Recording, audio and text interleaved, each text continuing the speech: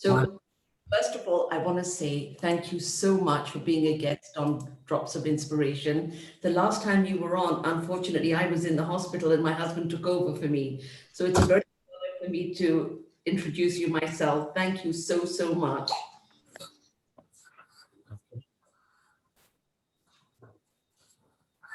Thank you.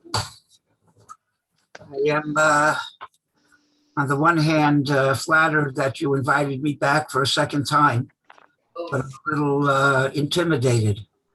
Reminds me of the story of the Chazan, who was, when he finished the number that he was singing, they asked him for an encore.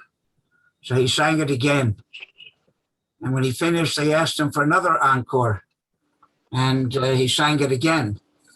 After 7 encores, he said, I'm flattered that you keep asking me to sing this over and over again, but how many times?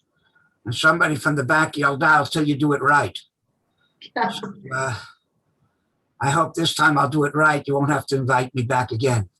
Rabbi, you did it so right the first time. The only thing was I wasn't there to introduce you. So thank you again for coming on. Okay. On Shavuos, we refer to the holiday as Zman Matan Toraseinu. It's the time the Torah was given. The truth is that according to one opinion in the Talmud, the Torah was not given on that day. The day we celebrate Shavuos is the 6th day of Sivan. And according to Rabbi Yossi, the Torah was not given till the 7th day of Sivan. So there's no question why we celebrate Shavuos, because the Torah said to count 49 days and make the 50th day Shavuos. But to relate it to the giving of the Torah, according to this opinion, it doesn't make sense, because the Torah wasn't given till the next day. And even according to the other opinion, that the Torah was in fact given on the 6th day of Sivan, but that was bottled. It was abrogated when Moshe Rabbeinu broke the Luchos on the 17th day of Tammuz. And really the Torah was not given until Yom Kippur, after the double 40 days that Moshe Rabbeinu davened the Jewish people shouldn't be destroyed because of the sin of the golden calf, and another 40 days when he begged that the Torah be given, and it was actually given on Yom Kippur. So why do we refer to Shavuos as Man Matan Toraseinu, when according to one opinion, it wasn't even given on that day, and even according to the other opinion, what was given was broken and not re-given until Yom Kippur? In order to answer that, I want to start with the following. Let's go back to Pesach.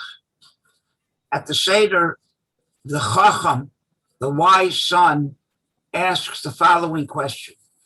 Moha edos v'hachukim v'hamishpatim asher tziva Hashem Elokeinu eschem. What are all these mitzvahs that God gave us? Now, he's obviously not asking what the mitzvahs are, because what kind of Chacham would he be? So the Ibn Ezra explains, his question is the following. A non-Jew only has to keep 7 relatively easy mitzvahs, and if he keeps them properly, he'll get a share in the world to come. Just has to not murder and steal and serve idolatry and be immoral and so on. And we have to keep 613 many very difficult mitzvahs. What did we do wrong that God laid this tremendous yoke on us and nobody else? That's his question. So what's the answer? We tell him the following. Let's look at God's track record.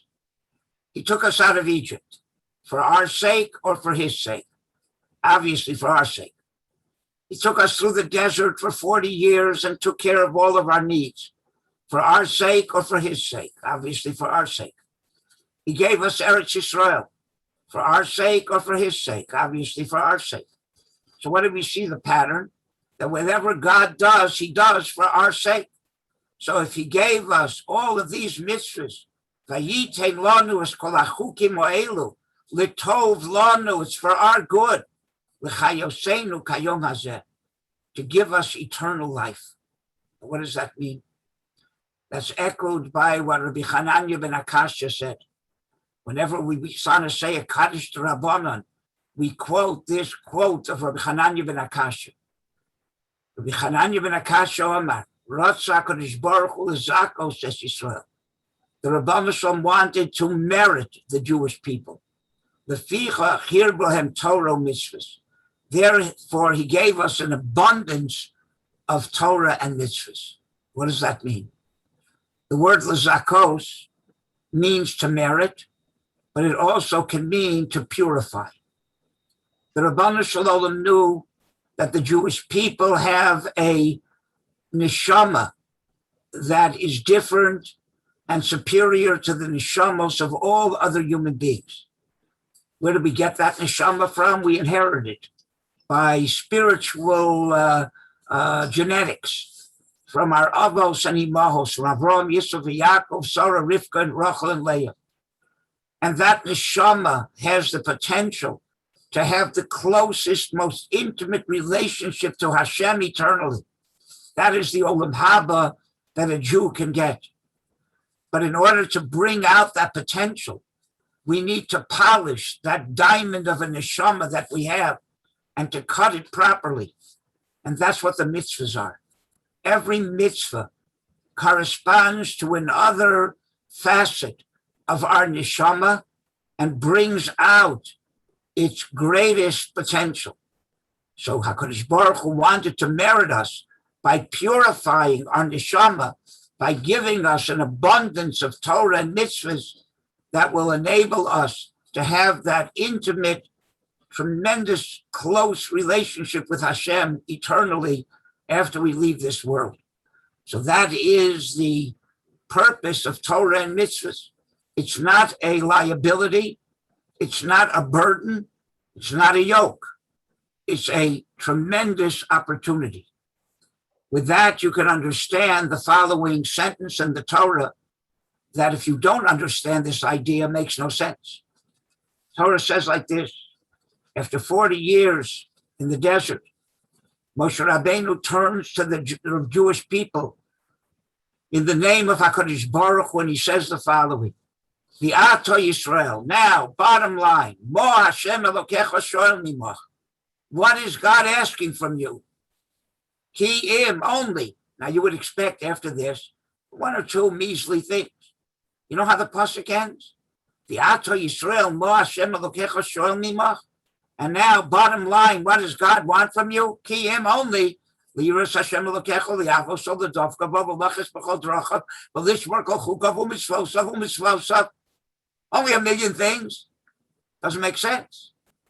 The answer is the end of the sentence. The tov loch. God's not asking anything from you. It's all for your good. He's giving you a tremendous opportunity, a tremendous benefit, tremendous merit by giving you all these mitzvahs. So that is what Torah is. Torah is not a liability. It's not a yoke. It's a tremendous opportunity.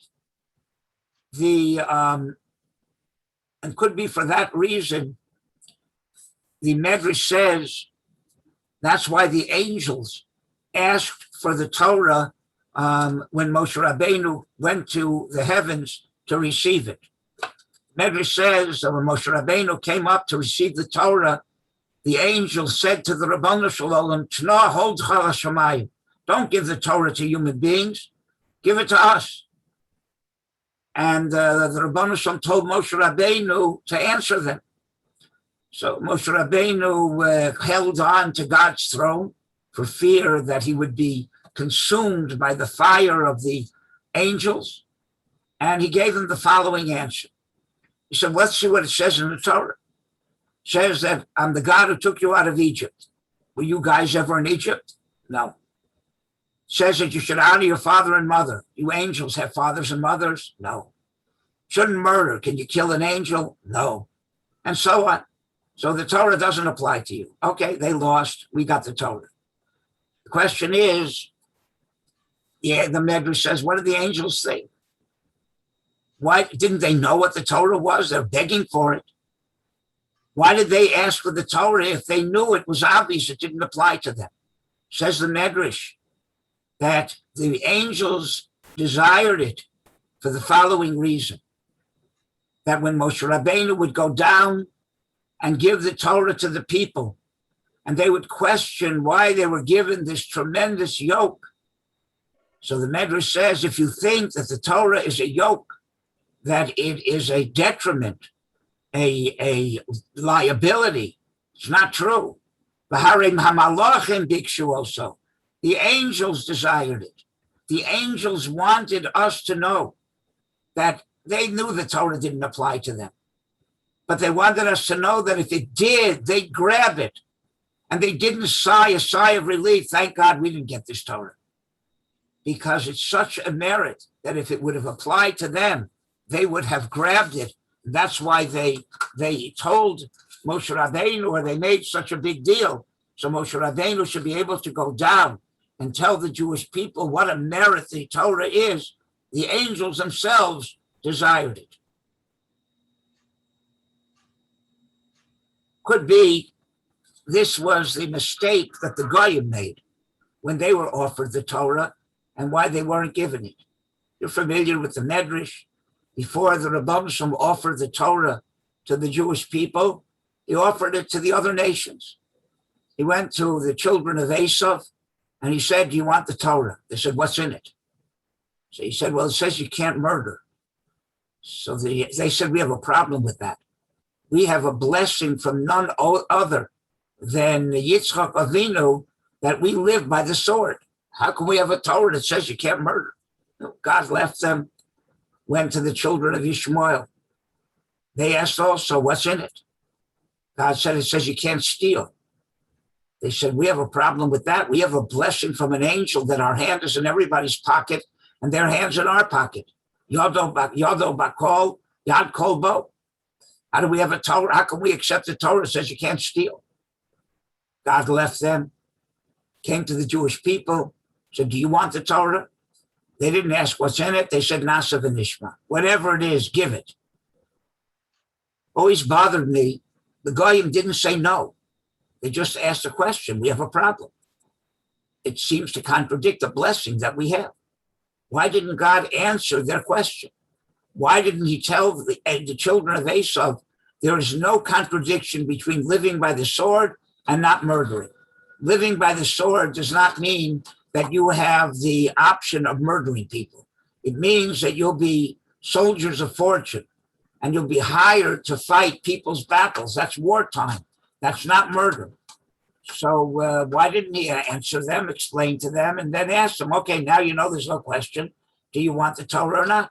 Why did he leave them abruptly?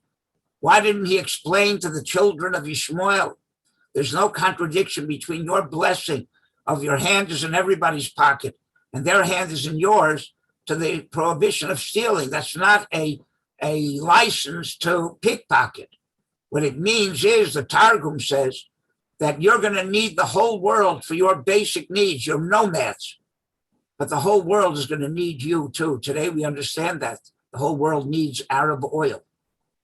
So it's nothing to do with pickpocketing, nothing to do with stealing. Now, do you want it or not? Why did God abruptly leave them? I was thinking perhaps an answer could be the following. I'll give you an example.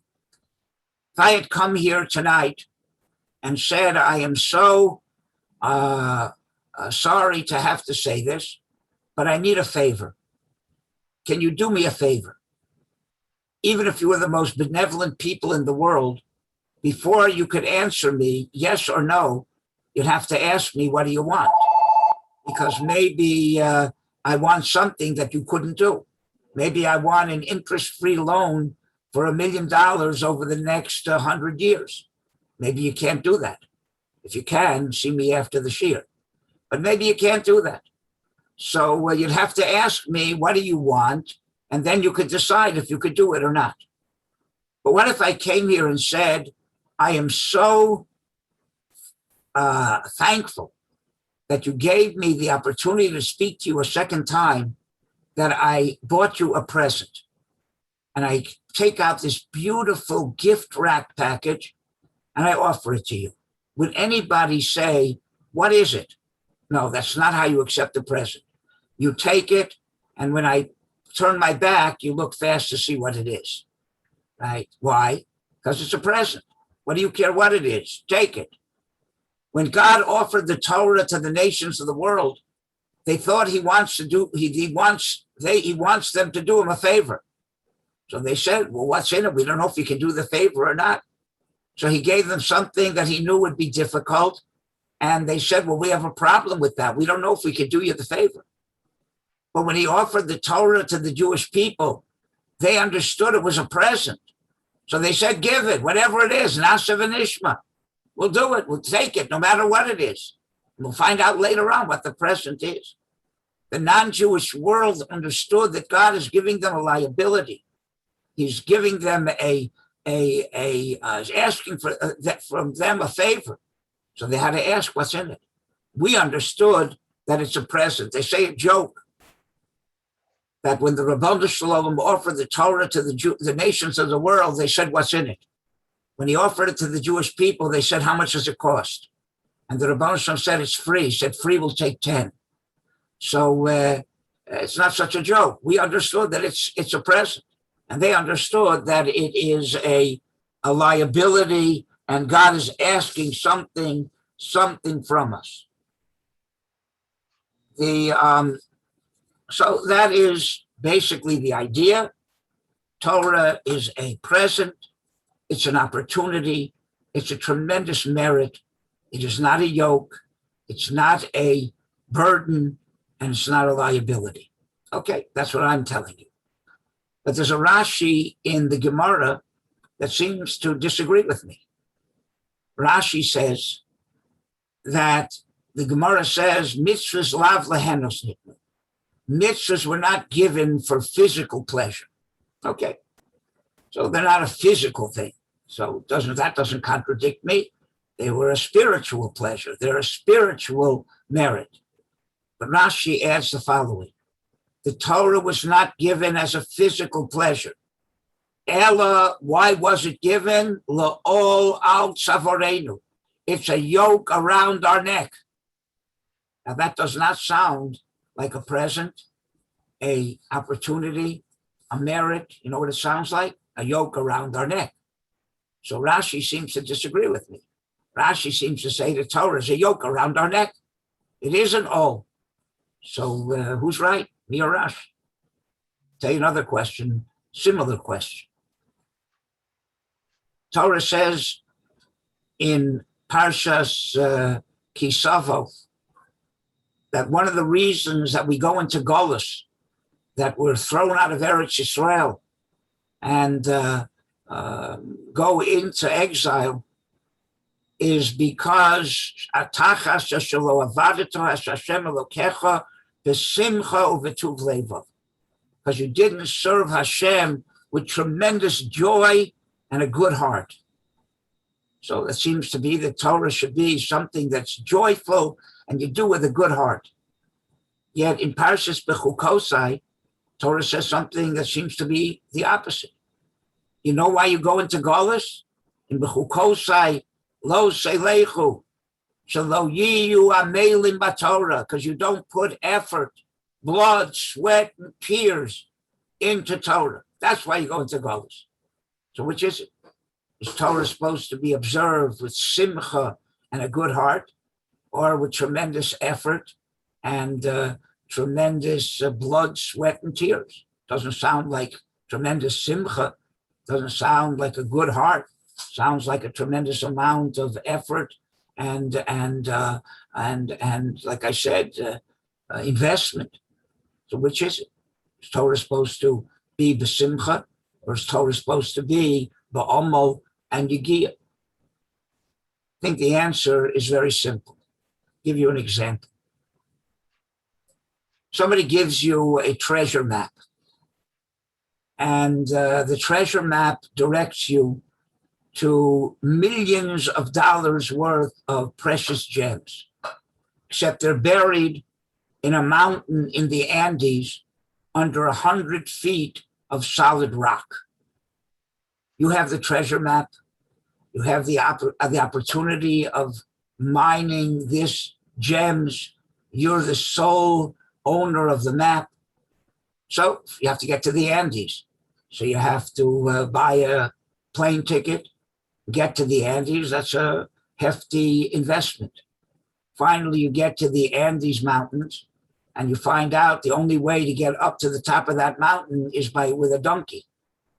So you take a donkey ride up the mountain, maybe a few weeks, get to the top of the mountain, and you see there are no outlets. So all your electrical tools are meaningless. So you have a pickaxe and a shovel, and you have to dig through 100 feet of solid rock. It may take you months, maybe even years, to dig through 100 feet of solid rock with a shovel and a pickaxe. In the end, you hit the treasure. The person who gave you the treasure map gave you a burden, a liability, or a tremendous opportunity. Obviously, a tremendous opportunity. Did it involve investment and a lot of hard work? Yes. Was it worth it? Yes. That's the Torah. The Torah is a tremendous opportunity. It's a tremendous merit. But in order to access that tremendous merit and opportunity, it takes an investment and it takes a lot of hard work. Is it worth it? Yes. So Torah, on the one hand, should be a tremendous simcha when the person is digging into that mountain, when he pays for the ticket to the Andes, when he's climbing up that mountain, he should have a tremendous feeling of simcha in his heart. He's able to get to that treasure. At the same time, he's putting in a lot of effort, a lot of investment. That's what Torah is. Torah is a tremendous benefit. It's a tremendous treasure, but it involves a tremendous amount of work, a tremendous amount of effort. However, this message is very difficult for this generation to hear. I remember a few years ago, I saw that the people in my moshav, specifically the women, were emailing each other on Erev Rosh Chodesh Sivan to remind each other that they should say the special prayer of the Shalom HaKodesh that the custom is to say Erev Shavuos, that your children should be B'nai Torah and B'nos Torah. Beautiful tefillah composed by the Shalom HaKodesh, and it's a skula to say that on Erev Rosh Chodesh Sivan, before the process of the receiving and giving of the Torah begins, that the guarantors to Torah were our children, that our children should be B'nai Torah and B'nos Torah. Beautiful idea. And they were making sure that nobody forgot to say that tefillah. So I sent out an email that said the following: anyone who thinks that saying a prayer once a year, no matter how holy the prayer is, and no matter how great the author of the prayer is, and no matter how great the intention is when you say the prayer, that's going to guarantee that your children are B'nai Torah and B'nos Torah, has to have their head examined. That's not going to guarantee it. That's a very nice segula. But segulos are like the icing on the cake. If you put in a lot of effort and a lot of ingredients into making a cake, and then you ice it, the icing enhances the cake. But if you don't have any cake, and you only have the icing, and you're over 3 years old, the icing is very unappetizing. Segulas are the icing on the cake. They don't take the place of the cake. Torah is not easy. It's not some magical thing that you do and all of a sudden everything is fine. So saying a prayer once a year is not going to guarantee that your children are going to be B'nai Torah and B'nos Torah. After that, the next year, I heard on the radio the following advertisement. from a tzedakah organization. They said the following, that saying that prayer takes a while, and the words aren't easy. It's not easy to say this prayer. So if you'll send us $18, we'll say it for you. That surely will guarantee that your children will be B'nai Torah and B'nos Torah. Having somebody else say the prayer, or all you have to do is send in $18. We have become not an Am Segula, but an Am Shel Segulos. We're a people who like to do skulos, but we forgot about the blood, sweat, and tears and effort that is involved in Torah. We want the easy way. That is indicative of this generation, unfortunately. I once saw an interview in the Modia newspaper. They interviewed the head of the Orange Growers Association in Israel. And in the interview, the head of the Orange Growers Association confided a secret. He said that we orange growers have invested millions of dollars in creating a new genetically engineered orange. And it's going to be on the market in a few years. So the interviewer asked a very simple question. What was wrong with the old orange that you had to invest millions of dollars in creating a new orange? So he said, I'll tell you, people today want things fast and easy. They don't want to put effort. They don't want to invest. They want fast and easy. So we had to create a genetically engineered orange that's fast to peel, that has a very thin skin, and easy to eat. It doesn't have any pits, because we have to please our clientele, and people today want things fast and easy. Look, when it comes to oranges, that may be very nice, but people want that in Torah too. They don't want to put effort. They don't want to invest.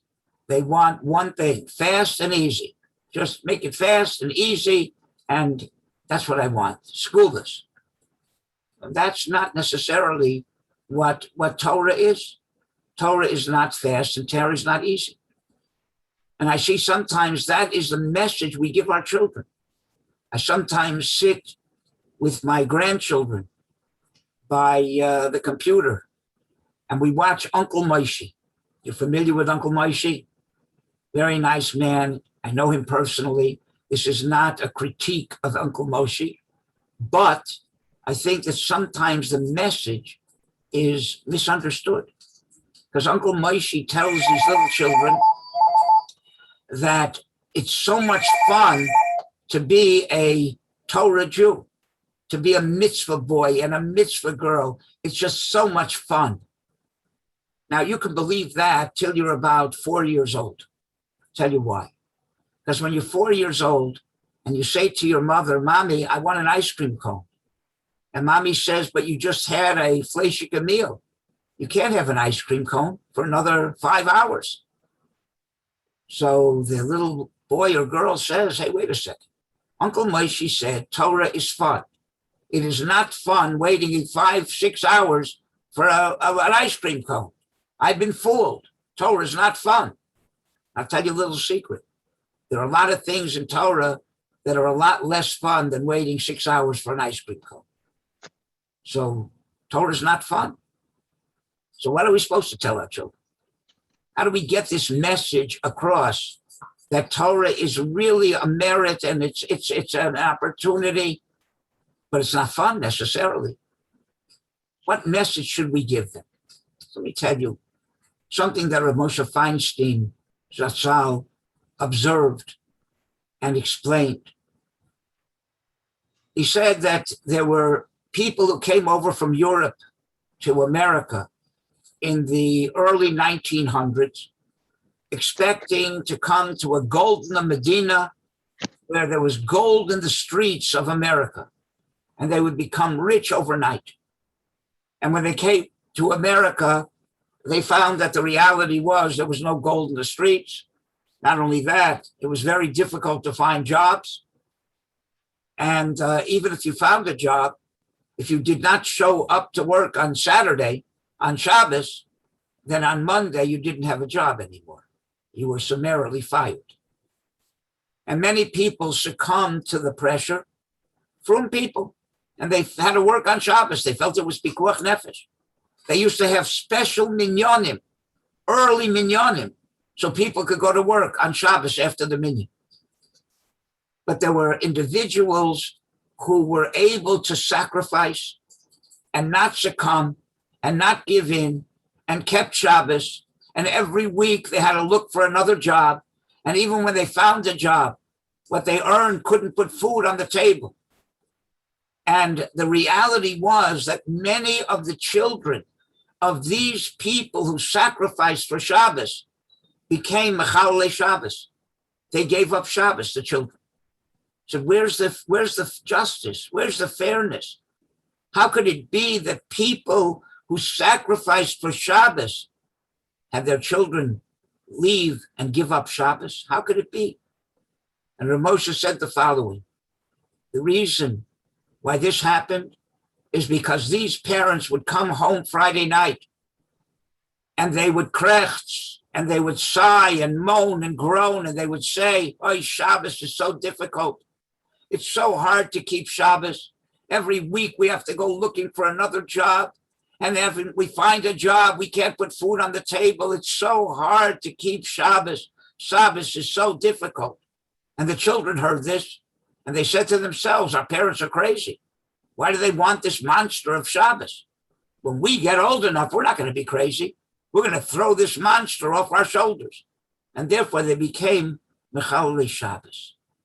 Now let me ask you, what do you think Rav Moshe Feinstein meant? What should these parents have done?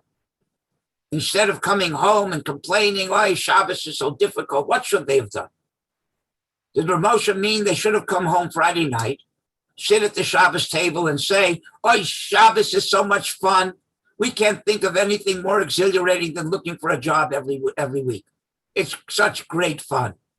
And not only that, but you can't put food on the table. Who wants to eat anyway? It's such a nice thing not to eat. You get to go on a diet.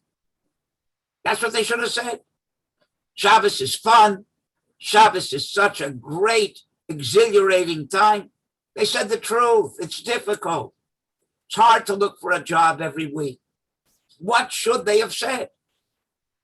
I think Rav Moshe meant they should have said, "You know what? Shabbos isn't easy. And it's not easy looking for a job every week. It's not easy not being able to put food on the table. But you know what? Shabbos is so sweet and so important and such a tremendous merit that it's worth it. It's worth all the investment. It's worth all the sacrifice." That's what the children should have heard. It's not fun and it's not easy, but it's worth it. That is what they should have heard. And I think that perhaps this is the message that the Ribbono Shel Olam gave us in the following scenario. It says when the Torah was given, it was so traumatic and so awesome that they actually died. Their neshamas fled them because of the trauma of giving the Torah. And God had to resurrect them. He had to bring them back to life. So he brought down the Tal of Tchias HaMesim. He brought down the dew that will resurrect the dead, and he brought all the Jewish people back to life and gave them the Torah. It always bothered me, if the Ribbono Shel Olam knew that giving the Torah would be so traumatic that it would cause the Jewish people to die, and he would have to resurrect them, why didn't he do a lesser miracle? Instead of letting them die and resurrecting them, why didn't he just give them the power not to die? Why did he let them die and have to bring them back to life? If you're doing miracles already, give them the ability not to die, so he wouldn't have to resurrect them. I think the Ribbono Shel Olam wanted to tell us the following. Torah demands sacrifice. Sometimes you have to sacrifice time, money, effort. And throughout the generations, many times Jews were called upon to make the ultimate sacrifice and sacrifice their lives for the Torah. But do you know what they got in return? They were resurrected by what? By the dew that will resurrect the dead. What is that towel, that dew? So the rabbis explained that is the Torah itself. Torah Hashem Temima Meshivas Nefesh. The Torah is perfect. It revives your soul. That which will cause the resurrection of the dead is Torah itself. Call me Sheyeshbo or Torah, whoever possesses the light and fire of Torah, or Torah Mechayehu. That light and fire gives him eternal life. You know what it could be compared to? The following. Imagine if there is a raffle, and the raffle tickets cost $10,000. Okay, it's a hefty amount. And you don't have $10,000. So you have to get odd jobs, and you work for a year doing odd jobs to raise the $10,000 to buy the raffle ticket. But it's a very unusual raffle. There's only one ticket. If you buy the ticket, you can then cash it in for $10 million. That's the prize.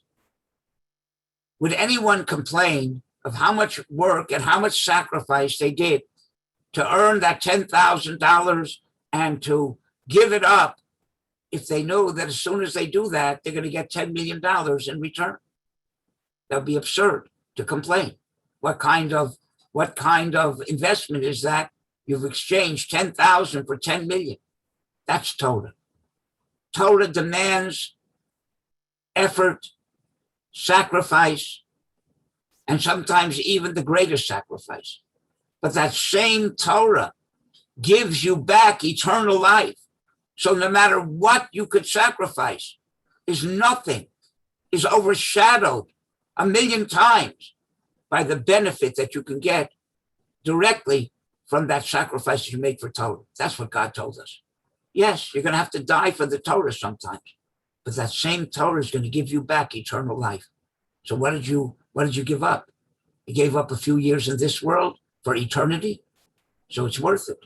That is the message, and that's the message that we should be able to give our children. So that is the basic idea. Now let's get back to what we started with and answer why on Shavuos we say, Zman Matan Toraseinu. This is the time that the Torah was given. We asked, according to Rabbi Yossi, the Torah was not given on the 6th day of Sivan when we celebrate Shavuos. It was given the next day on the 7th day of Sivan. So how can we say on the 6th day of Sivan, when we celebrate Shavuos, Zman Matan Toraseinu, it wasn't given that day? Tosfos asks a question on this. You're familiar with another medrash. The medrash says, Yom HaShishi. All the days of creation, it says Yom Echad, Yom Sheni, Yom Shlishi. Only when it comes to Friday does it say Yom HaShishi with a Hey Hayadiyah. So the Gemara says Yom HaShishi refers not to Friday, to the 6th day of creation, but it refers to another 6th day, the 6th day of Sivan in the future, when the Jewish people will have the opportunity to either reject or receive the Torah. And if they receive the Torah on that day, then the world will continue to exist. And if they reject the Torah, then the world will go back to Tohu Vavohu, the world will go back to nothingness. Says Tosfos, that's very nice according to the Rabbanon, who say the Torah was given on the 6th day of Sivan. So Yom HaShishi hinged to that 6th day of Sivan. But according to Rabbi Yossi, that the Torah was not given till the 7th day of Sivan, how does this medrash make any sense? Yom HaShishi, Torah wasn't given on Hashishi of the 6th day of Sivan. It wasn't given till the 7th day of Sivan. Tosfos answers the following. Even according to Rabbi Yossi, the Torah was supposed to be given on the 6th day of Sivan. That was how God had ordained it from the beginning of creation. So when he said Yom HaShishi, it meant if the Jewish people will accept the Torah on the 6th day of Sivan. But Moshe saw that the Jewish people were not ready. And he asked God to postpone and delay the giving of the Torah for one day so they could be more prepared. And God agreed with Moshe Rabbeinu and gave it on the 7th. And therefore, when the world was created, the Torah was supposed to be given on the 6th day. So the Medrash makes sense. When God created the world, he made a condition. If later on the 6th day of Sivan, the Jews accept the Torah, fine. If not, not. And then later on, it was pushed off for one day. It was delayed. According to that, let me ask you the following question. Imagine if you had a wedding that was scheduled for the 6th day of Adar. Okay, wedding is scheduled. You set up the hall, the caterer, the photographer, the everything is flowers. Everything is set for the 6th day of Adar in Yerushalayim. And you send out 500 invitations. Everybody is invited to come on the 6th day of Adar in Yerushalayim for this wedding. On the 5th day of Adar, an uncle calls from New York and he says, I just missed my plane and I will not make it in time for the wedding tomorrow. Do you think you could push off the wedding for one day so I can make it there on time? What do you think you would tell that uncle? Are you out of your mind? We have the hall, the caterer, the flowers, the photographer, everybody. We sent out 500 invitations. Everybody is coming tomorrow on the 6th day of Adar. We can't change the date. We can't push it off for you. We're sorry you won't be here. Send your present and, we'll have to go on without you. So let me ask you, if when God created the world, he ordained that in the future, the Torah is going to be given on the 6th day of Sivan in the year 2448. And everything was set. All the angels, everybody was ready from the creation of the world till that day. And now Moshe Rabbeinu says, well, I don't think the Jewish people are ready. So why didn't God say, what are you talking about? I set up this date from the beginning of creation. Ready or not, they're getting the Torah tomorrow. We can't push it off. We can't change the date. Why was God so easily ready to change the date? You wouldn't change the date for the uncle. Why change the date? Because the Jewish people aren't ready. They're not ready, too bad. We'll have to go on without them. The answer is very simple. Let's change the motion. Imagine again, you've set the wedding for the 6th day of Adar in Yerushalayim. You sent out invitations. You set up the photographer, the caterer, the hall, everything. On the 5th day of Adar, the Kala calls from New York. And she says, I just missed my plane. I'm not going to be able to be there tomorrow. Do you think you can push off the wedding for an extra day? What are you going to tell the Kala? Right? Well, too bad.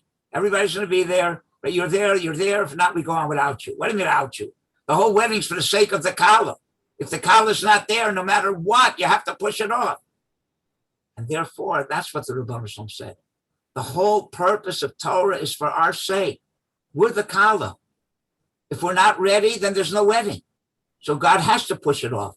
Doesn't make a difference how difficult it is. But you're pushing it off for the sake of the Kala, there's no question. And therefore, we didn't get the Torah on the 6th day of Sivan. But you know what we got on the 6th day of Sivan? We got the message that we're the Kala. Because otherwise God would not have pushed it off to the 7th day. So it's not Zman Kabbalah's Torah Seinu. It's taka not the day we received the Torah. We didn't receive the Torah till the next day. But it's Zman Matan Torah Seinu. It's the time we understood the Torah is a present. It's all for our sake. We are the Kala. And if we're not ready, then there is no wedding. And no matter how difficult it is, no matter how much it's been set aside from the creation of the world, God pushes the day off because if we're not ready, there is no wedding. That's what we learned on Shavuos. We didn't receive the Torah, but we learned the Torah is a matana. It's a present.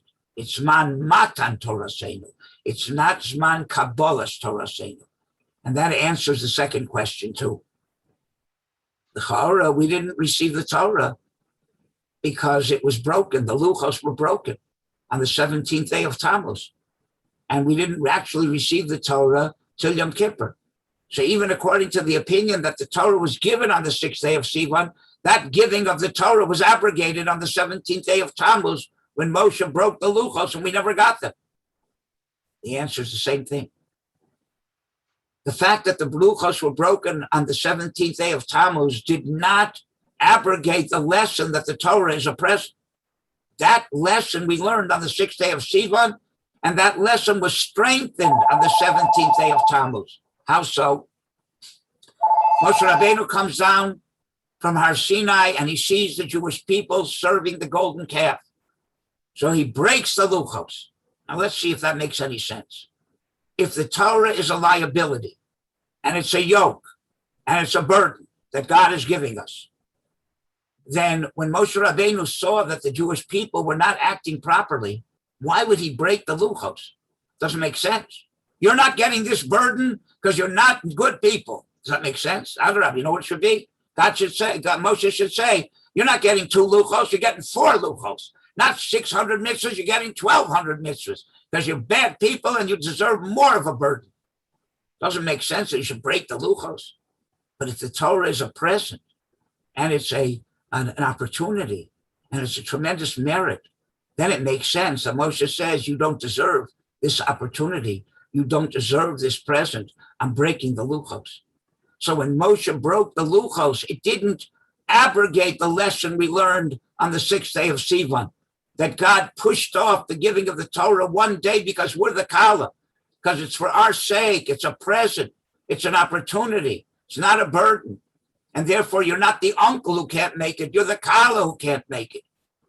And therefore, when Moshe broke the Luchos, it strengthened that message. You know, the Torah must be a tremendous merit because otherwise it made no sense for Moshe to break the Luchos because we weren't acting properly. If it's a burden, then give us more Luchos, more Torah. If it's a present, it makes sense to deny us that present if we're not acting properly. So that is why on Shavuos, we don't say Zman Kabbalas Torahseinu. It's the time that we receive the Torah. We didn't actually receive the Torah then. According to Rabbi Yossi, we didn't receive the Torah till the 7th day. And according to everybody, what we received that day was broken. We never really got it. It was broken on the 17th day of Tammuz and wasn't re-given till Yom Kippur. But we're not celebrating the reception of the Torah. We're celebrating Zman Matan Torah Seder. It's the time that we understood and realized the Torah is a tremendous present. It's a tremendous benefit. It's a tremendous opportunity. It's not a burden. It's not a yoke. It's not a liability. Does it involve effort? Does it involve sacrifice and investment? Yes. Is it worth it? Like the treasure map? 100%. That's the message that we celebrate on Shavuos, and that's the message that we are preparing for now in counting the Omer to prepare ourselves that when the day of Shavuos will come, we'll understand this idea and we'll accept the Torah, Nasa v'nishma. Understand that God's giving us a present. We don't even have to ask what it is. Just give it. Presents you take, sight unseen. Not like the Goyim understood that God wants a favor from them and they had to ask what it is. So that, I think, is the message I would like to leave you with. And the Mirz Hashem, if we understand that, and we look at the Torah as an opportunity, as a present, and we strengthen that idea on Shavuos with Zman Matan Torahseinu, then by dealing with the Torah with tremendous simcha, tremendous joy, and a good heart, and being willing to put in the effort that Torah demands, and the sacrifice and investment, but do it with a good heart, do it with tremendous simcha, because we know that it's a treasure that's worth all the effort and all the sacrifice. Then in that schus, we will be able to re-receive the Torah this year in our annual re-receiving of the Torah, re-strengthening of our perception and our understanding of what Torah really is. And in that schus, that we receive the Torah in the proper mood and mode, then we'll zoche to the ideal time when we'll see how beneficial that Torah is. Amen. Rabbi, thank you so much for enlightening us. It was very inspiring. And I'm going to ask the ladies if they have any questions to please unmute now. Fine. Yes, might I ask a question, please? Yes, sure. Thank you so much, Rabbi Leff. I wanted to know, for those of us who are grandparents who grew up in a generation which was not an instant generation, how, and you know, you kind of can't put the genie back in the bottle. Do you have any suggestions for how we can help make the Torah sweet in the mouths of our grandchildren without overstepping our bounds as grandparents, since we're not the parents? Okay, let's go back to the tefillah that we say on Erev Rosh Chodesh Sivan, that the children, grandchildren should be B'nai Torah and B'nos Torah. The Chafetz Chaim explains there is another kind of tefillah, another kind of prayer that is much more effective than saying words. And that kind of prayer David HaMelech describes as Va'ani Sefilasi, I am my prayer. And the Chafetz Chaim gives the following mashal. What does that mean?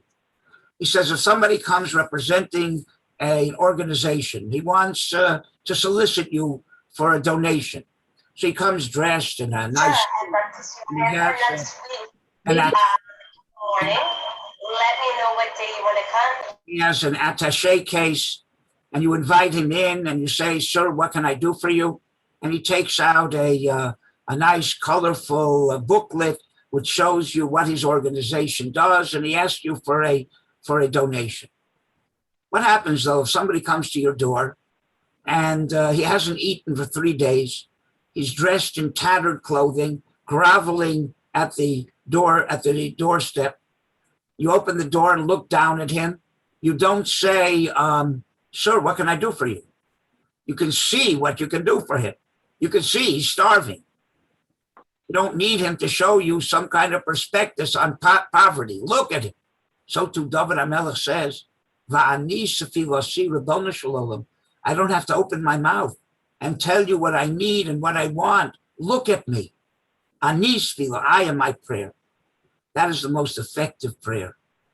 If children or grandchildren see parents and grandparents that are willing to sacrifice for Torah, sacrifice for their education, invest in it, and do it with a happy heart, whatever the sacrifice is, no matter how difficult, they see on their face how important it is and how much they are happy to go through all difficulties for the sake of Torah, then that's more effective than any prayer, because the children and grandchildren see how important Torah is to their parents, to their grandparents, and how much it's worth the sacrifice. And it's even if it's not fun and it's not coming easy, but look how they are willing to invest and willing to do with a happy heart, right?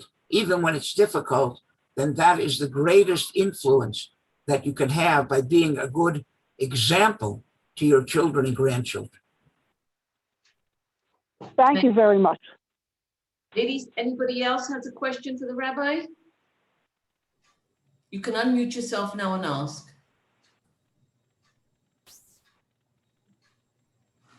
Do you really think that segulas work? I think they're idol worship.